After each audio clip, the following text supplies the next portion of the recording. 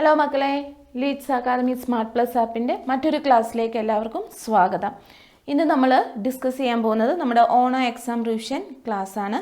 അപ്പോൾ എല്ലാവരെയും സ്വാഗതം ചെയ്യുന്നു. ആദ്യം നമുക്ക് ബീർ ബഹൂട്ടി എന്നുള്ള പാഠമാണ് അല്ലേ. നമുക്ക് മൊത്തവും എത്ര ചാപ്റ്റേഴ്സ് ഉണ്ട്? 4 ചാപ്റ്റേഴ്സാണ് എക്സാമിനുള്ളത്. ഒന്നാമത്തെ പാഠമാണ് എന്തെന്ന് പറയുന്നത്? ബീർ ബഹൂട്ടി എന്ന് പറയുന്നത്. അപ്പോൾ നമുക്കറിയാലേ ബീർ ബഹൂട്ടി എന്ന് പറയുന്ന ചാപ്റ്ററിൽ എന്തൊക്കെയായിരുന്നു നമ്മൾ പഠിച്ചിരുന്നതെന്നുള്ളത്.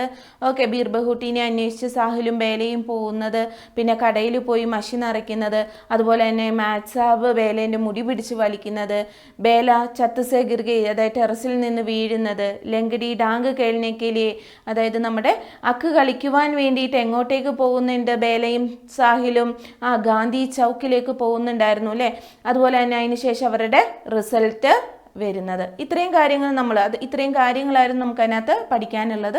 അപ്പോൾ അതിനകത്ത് ഇമ്പോർട്ടൻ്റ് ആയിട്ടുള്ളത് നമുക്ക് എക്സാമിന് ചോദിക്കുന്നത് പട്കഥ ചോദിക്കാം, ഡയറി, വാർത്താലാപ് ഒക്കെ നമുക്ക് ചോദിക്കാം. അപ്പോൾ അത് നോക്കിയേ. ആദ്യം നമുക്ക് ആദ്യത്തെ അതായത് ബേലയും സാഹിലും കസ്ബേക്കെ സഡേ ഖേത്തുമേയും ബീർ ബഹൂട്ടിയും കോ കോജ കർത്തേതേ. ബീർ ബഹൂട്ടീനെ അന്വേഷിച്ച് പോകുന്ന ആ ഒരു സിറ്റുവേഷൻ ഉണ്ടല്ലോ. അപ്പോൾ ആ ഒരു സിറ്റുവേഷൻ വെച്ചിട്ട് നമ്മളോട് പട്കഥ ചോദിക്കാം. അതുപോലെ തന്നെ സെയിം സിറ്റുവേഷൻ വെച്ചിട്ട് ബേലയും സാഹിലും തമ്മിലുള്ള കോൺവെർസേഷൻ, ബാച്ചീത്ത് അല്ലെങ്കിൽ വാർത്താലാപ് എന്ന് പറയുന്നത് എന്താണ്? സംഭാഷണം ആണ്. ഓക്കെ, സംഭാഷണം ചോദിക്കാം. അതുപോലെ തന്നെ അതിൽ തന്നെ ചോദിക്കുന്ന ഒന്നാണ് ബീർ ബഹൂട്ടിൻ്റെ വിശേഷത എന്താണെന്നുള്ളത് 2 മാർക്കിന് ചോദിക്കാം അല്ലേ. എന്തായിരുന്നു ബീർ ബഹൂട്ടിൻ്റെ വിശേഷത? സുർക്ക് മുലായം ഗദ്ബദി ബീർ ബഹൂട്ടിയ. അപ്പോൾ ആ കാര്യങ്ങളെല്ലാം പഠിച്ചു വെക്കുക. പിന്നെ അടുത്തതായിട്ട് നമുക്ക് 4 മാർക്കിന് ചോദിക്കാൻ സാധ്യതയുള്ളത് സുരേന്ദർ മാത്സാബിൻ്റെ ചരിത്ര ചരിത്രഗത് ചിത്രൻ എന്ന് ചോദിക്കുക അല്ലെ. ചരിത്ര ചിത്രൻ എന്ന് പറയാം. ഈ ഒരു സംഭവം ചരിത്ര ചിത്രൻ എന്ന് കണ്ടു കഴിഞ്ഞാൽ നിങ്ങൾ ഓർക്കുക അതെന്താണ്? ക്യാരക്ടർ സ്കെച്ച് എഴുതുവാനായിട്ടാണ് എന്നുള്ളത് നിങ്ങൾ ഓർത്തിരിക്കുക. അപ്പോൾ അത് ക്യാരക്ടർ സ്കെച്ചാണ്. അപ്പോൾ ആരുടെ ക്യാരക്ടർ സ്കെച്ചാണ് നമ്മൾ അവിടെ എഴുതേണ്ടതെന്നും നിങ്ങൾ നോക്കിയതിന് ശേഷം അതിൻ്റെ ആൻസർ എഴുതുക. ക്വസ്റ്റ്യൻസ് അങ്ങനെയാണ് കേട്ടോ നമ്മൾ ഐഡൻറ്റിഫൈ ചെയ്യുക. അതുപോലെ തന്നെ അടുത്തത് ഡയറി. അപ്പോൾ നമ്മുടെ ക്വസ്റ്റ്യൻ പേപ്പറിൽ ഇങ്ങനെ ഡയറി എന്ന് പറയുന്ന ആ ഒരു വാക്ക് കണ്ടു കഴിഞ്ഞാൽ ആരുടെ ഡയറി ആയിരിക്കണം എഴുതേണ്ടത് എന്നായിരിക്കണം നെക്സ്റ്റ് ആയിട്ട് നോക്കേണ്ടത്. അപ്പോൾ ഇവിടെ നോക്കിയേ, ബേലയോട് നമ്മുടെ മാത്സാബ് എന്ത് ചെയ്തു? ബേലാക്കെ ബാലോങ്കോ പഞ്ചാബ് ഹംസായ. ബേലയുടെ മുടിയൊക്കെ പിടിച്ച് വലിച്ചു അല്ലേ. എന്തിനായിരുന്നു? അത് സാറിനും അറിയില്ല, കുട്ടിക്കും അറിയില്ല അല്ലേ. സാറ് വിചാരിച്ചു കുട്ടി എഴുതിക്കൊണ്ട് വന്ന ഹോംവർക്ക് എന്താണ്? തെറ്റാണ് എന്ന് കരുതിയിട്ടായിരുന്നു അദ്ദേഹം എന്ത് ചെയ്തത്? ബേലേൻ്റെ മുടി പിടിച്ച് വലിച്ചത്. അന്നത്തെ ദിവസം നമ്മുടെ ബേല അവളുടെ വീട്ടിൽ പോവുകയും അന്നത്തെ ദിവസം നടന്ന കാര്യങ്ങൾ തൻ്റെ ഡയറിയിൽ എഴുതുന്നതും നിങ്ങൾ എന്ത് ചെയ്യുക? പഠിച്ച് വെക്കുക. ഓക്കെ, അടുത്തതായിട്ട് നമ്മുടെ 5ാം ക്ലാസ്സിൻ്റെ റിസൾട്ട് വരുന്നത് കേട്ടോ. അത് വളരെ ഇമ്പോർട്ടൻ്റ് ആണ്. പബ്ലിക് എക്സാമിന് പൊതുവെ എപ്പോഴും ചോദിക്കുന്നതാണ് 5ാം ക്ലാസ്സിൻ്റെ റിസൾട്ട് വരുന്നതും ബേലയും സാഹിലും സെപ്പറേറ്റ് ആവുന്നതുമൊക്കെ നമ്മളോട് എക്സാമിന് ചോദിക്കുന്നതാണ്. അപ്പോൾ ഇവിടെ നമ്മളോട് ചോദിക്കുക 4 മാർക്കിന് ചോദിക്കുന്നത് ദോസ്തി എന്ന് പറയുന്ന വിഷയം തന്നിട്ട് അതിനെ പറ്റിയിട്ട് ഒരു ടിപ്പണി തയ്യാറാക്കുവാനായിട്ട് 4 മാർക്കിന് ചോദിക്കാം. ഇല്ല എങ്കിൽ ബേലയും സാഹിലിൻ്റെ ആ പവിത്രമായ സ്നേഹം അതിനെ പറ്റിയിട്ട് നമ്മളോട് ടിപ്പണി എഴുതുവാനായിട്ട് ചോദിക്കാം. നല്ല ഫ്രണ്ട്സ് ആയിരുന്നില്ലേ? രണ്ടുപേരും ഏത് ക്ലാസ്സിലായിരുന്നു? 5वीं കക്ഷയിലായിരുന്നു പഠിക്കുന്നത്. അതുപോലെ തന്നെ രണ്ടുപേരും ഇപ്പോൾ സെപ്പറേറ്റ് ആകാൻ പോവുകയാണ് അല്ലേ. അവർ എങ്ങോട്ടേക്കാണ്? സാഹിൽ എങ്ങോട്ടേക്കാണ് പോകുന്നത്? അജ്മേറിലേക്ക് പോകുന്നു അല്ലേ. ബേലയോ രാജകീയ കന്യ പാഠശാലയിലേക്ക്. അതൊക്കെ ഓർത്തിരിക്കുക കേട്ടോ. പിന്നെ ബേലേൻ്റെ തലയിൽ എന്താണ് സംഭവിച്ചത് അല്ലേ? ബേല ചത്തുസെ ഗിർഗൈ. പിന്നെ അതുപോലെ തന്നെ നമുക്ക് അവിടുന്ന് തന്നെ ചോദിക്കാം ഉസ്നെ എന്നൊക്കെ പറഞ്ഞിട്ട്. എന്താണ് നമ്മളോട് ചോദിക്കുന്നത്? ഉസ്നെ എന്ന് പറയുന്നതിൽ വരുന്ന സർവനാമം ഏതാണ്? ഉസ്കെ എന്ന് പറഞ്ഞു കഴിഞ്ഞാൽ അതിൽ വരുന്ന സർവനാമം എന്ന് പറയുന്നത് ഏതായിരുന്നു? വഹ് അല്ലേ. വഹ് പ്ലസ് കെ ആണ് എന്തെന്ന് പറയാ? ഉസ്കെ എന്ന് പറയുന്നത്. അപ്പോൾ ഇസ്കെ ആണെങ്കിലോ? ഇസ്കെ എന്ന് പറഞ്ഞു കഴിഞ്ഞാൽ യഹ് പ്ലസ് കെ. അപ്പോൾ ഇങ്ങനെയുള്ള സംഭവങ്ങൾ പഠിച്ചു വെക്കുക കേട്ടോ. ഓക്കെ, അപ്പോൾ ഇതാണ് 1ാമത്തെ ചാപ്റ്ററിൽ ടീച്ചറിന് നിങ്ങളോട് പറയാനായിട്ടുള്ള ഇമ്പോർട്ടൻ്റ് ആയിട്ടുള്ള ഭാഗമെന്ന് പറയുന്നത്. ഇനിയും അടുത്ത ചാപ്റ്റർ എന്ന് പറയുന്നത് ഹതാശാസെ ഏക് വ്യക്തി ബൈഠ് ഗയാ താ. നിരാശയോടുകൂടി ഒരു വ്യക്തി ഇരിക്കുന്നു അല്ലേ. അതിനകത്ത് നമ്മളോട് ചോദിക്കാം ഓഥറിൻ്റെ പേര് കേട്ടോ. ഇതിൻ്റെ ലേഖകൻ ആരാണെന്ന് ചോദിച്ചു കഴിഞ്ഞാൽ നരേഷ് സക്സേനയാണ്. കവിത എഴുതിയത് ആരാണെന്ന് ചോദിച്ചു കഴിഞ്ഞാൽ വിനോദ് കുമാർ ശുക്ല.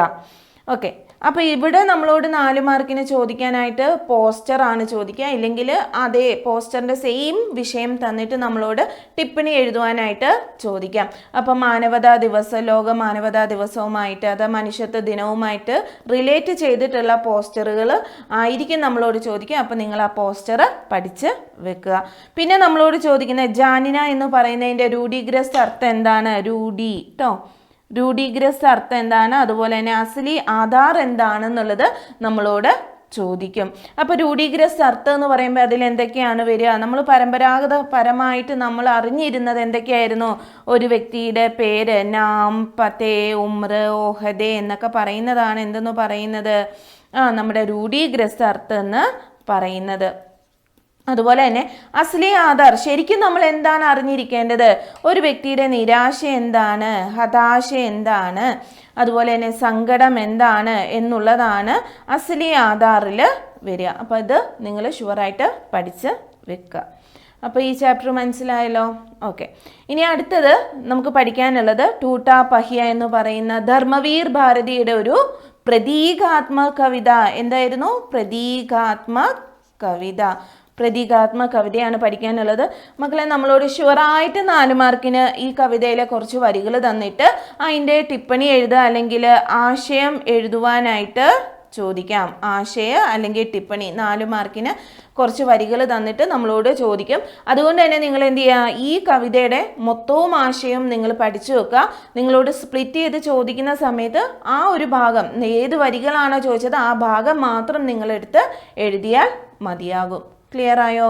ഓക്കെ, ഇനി അതുപോലെ തന്നെ ഇതിനകത്ത് നമുക്ക് അടുത്തതായിട്ട് പഠിക്കാനുള്ള ഓരോ പ്രതീകങ്ങൾ, ടൂട്ടാ പഹിയ എന്തിൻ്റെ പ്രതീകമാണ്, അഭിമന്യു എന്തിൻ്റെ പ്രതീകമാണ്, അങ്ങനെയുള്ള സംഭവങ്ങളൊക്കെ ഉണ്ടല്ലോ. അപ്പോൾ അതൊക്കെ നിങ്ങളൊന്ന് നോക്കി വെക്കുക. അപ്പോൾ അതൊക്കെയാണ് ഇതിനകത്തുള്ളത്. പിന്നെ അതുപോലെ തന്നെ ദുസ്സാഹസി അഭിമന്യു അല്ലേ, ദുസ്സാഹസി ആരാണെന്ന് ചോദിക്കാം. അപ്പോൾ അഭിമന്യു ആണ്. അതുപോലെ തന്നെ നിരായുധ എന്ന് പറയുന്നത് ആരാണ് എന്നൊക്കെ ചോദിക്കാം. പിന്നെ വലിയ വലിയ മഹാരഥന്മാരെന്ന് പറയുന്നത് ആരെയാണ്? കൗരവ സേന. പിന്നെ അതിനകത്തുനിന്ന് ചോദിക്കുന്ന ലോഹാലേന ക മത്ലബ് ക്യാ ഹെ, ലോഹാലേന എന്ന് വെച്ച് കഴിഞ്ഞാൽ എന്താണ്? സാമ്ന കർണ, നേരിടുക എന്ന് ഉള്ളതാണ്. ഓക്കെ അല്ലേ? ഓക്കെ, ഇനി അടുത്ത ചാപ്റ്റർ എന്ന് പറയുന്നത് അയാം കലാം കെ ബഹാനെ. ഇതിനകത്തുനിന്ന് നമുക്ക് 4 മാർക്കിന് ചോദിക്കാൻ സാധ്യതയുള്ളത് മിഹിറിൻ്റെ സ്കൂൾ അനുഭവങ്ങൾ പറഞ്ഞുകൊണ്ട് തൻ്റെ കൂട്ടുകാരൻ എഴുതുന്ന കത്തായിരിക്കും നമ്മളോട് ചോദിക്കാൻ വളരെ സാധ്യതയുള്ളത്. പിന്നെ ഇതിനകത്തുനിന്ന് 1 മാർക്കിൻ്റെ ക്വസ്റ്റ്യൻസ് ആയിട്ട് വരുന്നത് എന്താണ്? നമ്മുടെ ചാഞ്ച് കിസ്ക കംസോരി ഹേ, തൈരെന്ന് പറയുന്നത് ആരുടെ വീക്ക്നെസ് ആയിരുന്നു? ആരുടെ ആയിരുന്നു? മിഹിറിൻ്റെ ആയിരുന്നു അല്ലേ. മിഹിറിന് ഭയങ്കര ഇഷ്ടമായിരുന്നു മോരെന്ന് പറയുന്നത് അല്ലേ. അതുപോലെ തന്നെ രാജ്മാ ചാവൽ ആരാണ് ആദ്യമായി കാണുന്നത് അല്ലേ? ആരായിരുന്നു കണ്ടത്? മോർപാലായിരുന്നു. ആരുടെ ടിഫിൻ ബോക്സിലായിരുന്നു കാണുന്നത്? നമ്മുടെ മിഹിറിൻ്റെ ടിഫിൻ ബോക്സിലായിരുന്നു കാണുന്നത്. അതുപോലെ തന്നെ നമ്മുടെ മോർപാൽ എത്ര ദൂരം സൈക്കിൾ ചവിട്ടിയിട്ടായിരുന്നു വരുന്നത് അല്ലേ? വേറൊരു ഗ്രാമത്തിലായിരുന്നു, 15 കിലോമീറ്റർ ദൂരമായിരുന്നു അല്ലേ. അപ്പോൾ അതൊക്കെ നിങ്ങളൊന്ന് നോക്കി വെക്കുക, 1 മാർക്കിൻ്റെ ക്വസ്റ്റ്യൻസ് ആയിട്ട് ചോദിക്കാം. അതുപോലെ തന്നെ നമ്മുടെ ചോട്ടു അതുപോലെ തന്നെ റൺ വിജയ്, അതേതിലായിരുന്നു? നമ്മുടെ നീൽ മാധവ് പാണ്ഡേൻ്റെ സിനിമ അയാം കലാം എന്ന് പറയുന്ന സിനിമയിലെ ക്യാരക്ടേഴ്സ് ആയിരുന്നു ചോട്ടുവും റൺ വിജയ് ആരുടെ മകനായിരുന്നു എന്ന് ചോദിക്കാം. ആരുടെ മകനായിരുന്നു? ദാനിക്ക് റാണ, ദാനിയിലെ റാണ എന്ന് പറയുന്ന ആളുടെ മകൻ ആയിരുന്നു. അതുപോലെ തന്നെ ചോട്ടു സ്വയം അവനെ എങ്ങനെയാണ് വിശേഷിപ്പിച്ചിരുന്നത്? കലാം എന്നായിരുന്നു വിശേഷിപ്പിച്ചത്. ഓക്കെ അല്ലേ? ഓക്കെ, അതുപോലെ തന്നെ ലൂസി മേഡം അല്ലേ, അതായത് നമ്മുടെ ചോട്ടുവിൻ്റെ കടയിലേക്ക് വരുന്ന ആളുകൾ ആരൊക്കെയായിരുന്നു? അതായത് ചായ കുടിക്കാനായിട്ട് വരുമായിരുന്നു അല്ലേ. ചായക്ക് ദുഖാൻമേം കാം കർത്താദാ കോൻ? ചോട്ടു. അപ്പോൾ അവൻ എന്താണ്? ആ കടയിലേക്ക് വരുന്ന ആരായിരുന്നു? വിദേശി ലോകായിരുന്നു അല്ലേ. ആരായിരുന്നു വരുന്നത്? വിദേശി ലോക്, വിദേശികളായിട്ടുള്ള ആളുകളായിരുന്നു വരുന്നത്.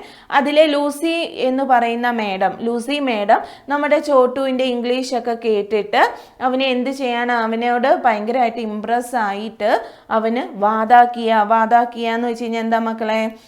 വാദാക്കിയ എന്ന് വെച്ച് കഴിഞ്ഞാൽ അവന് എന്തു കൊടുക്കുകയാണ്? അവന് ഒരു പ്രോമിസ് ചെയ്ത് കൊടുക്കുകയാണ്. എന്താണ് കൊടുത്തത്? നമ്മുടെ APJ അബ്ദുൽ കലാം എന്ന് പറയുന്ന നമ്മുടെ രാഷ്ട്രപതിയെ കാണിച്ചു കൊടുക്കാമെന്ന് ഉള്ള ഒരു പ്രോമിസാണ് കൊച്ചിന് കൊടുത്തത്. ഓക്കെ അല്ലേ? പിന്നെ അതുപോലെ തന്നെ രൺവിജയന് പ്രസംഗ മത്സരം, പ്രസംഗം എന്നുള്ളതിന് ഹിന്ദിയിൽ പറയുന്നത് ഭാഷൻ എന്നാണ്. അപ്പോൾ ഈ ഭാഷൻ, അതായത് പ്രസംഗ മത്സരത്തിന് ഫസ്റ്റ് പ്രൈസ് കിട്ടുവാനായിട്ട് കാരണമായത് ആരായിരുന്നു? നമ്മുടെ ചോട്ടു, അതായത് കലാം ആയിരുന്നു. ഹിന്ദി ഒന്നും നമ്മുടെ രൺവിജയൻ അങ്ങനെ അറിയില്ലായിരുന്നു. അതുകൊണ്ട് തന്നെ ചോട്ടു വേഗം ഒരു ഹിന്ദി പ്രസംഗം എഴുതിയൊക്കെ കൊടുക്കുന്നുണ്ടായിരുന്നു. അങ്ങനെ നമ്മുടെ രൺവിജയന് എന്താണ് ഫസ്റ്റ് പ്രൈസ് ലഭിക്കുകയും ചെയ്യുന്നു. അപ്പോൾ ഇത്രയും കാര്യങ്ങളെല്ലാം ഒന്ന് നിങ്ങൾ എന്ത് ചെയ്യുക, നന്നായിട്ടൊന്ന് നോക്കിയിട്ട് വേണം എക്സാമിന് പോകുവാനായിട്ട് കേട്ടോ. അപ്പം എല്ലാവർക്കും all the best. Thank you.